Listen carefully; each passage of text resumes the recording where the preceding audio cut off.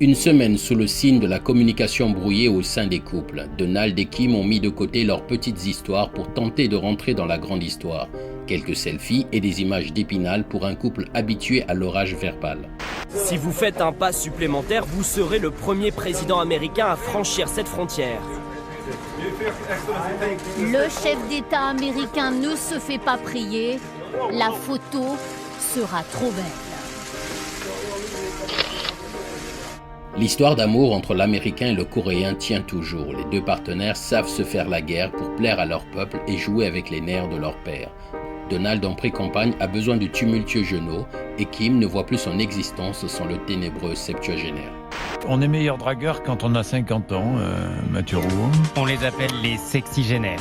Selon ce sondage OpinionWay, les plus de 50 ans sont les meilleurs dragueurs. 66% des Français sont d'accord pour le dire. Pourquoi ? Eh bien, ils ont une façon simple et sans prise de tête de draguer. La romance commence par des échanges de mots doux et de mots souvent tabous, de mots sous-entendus et de mots souvent entendus. Il y a aussi ces questions inattendues. Est-ce que vous avez coupé le zizi à vos enfants ? Est-ce que j'ai coupé le zizi à mes enfants ? La circoncision. C'est pas moi qui l'ai fait. Je veux dire le prépuce. Certains mots sèment le désordre, ils poussent le couple à la discorde. C'est le cas d'un mot plus haut que l'autre ou d'un mot d'ordre non suivi par l'autre. Alors ils nous ont prévenus qu'ils allaient nous gazer parce qu'ils nous demandaient de libérer le pont. Et effectivement, ils sont passés à l'acte, donc je me suis pris deux jets à deux reprises de gaz lacrymogène en pleine figure.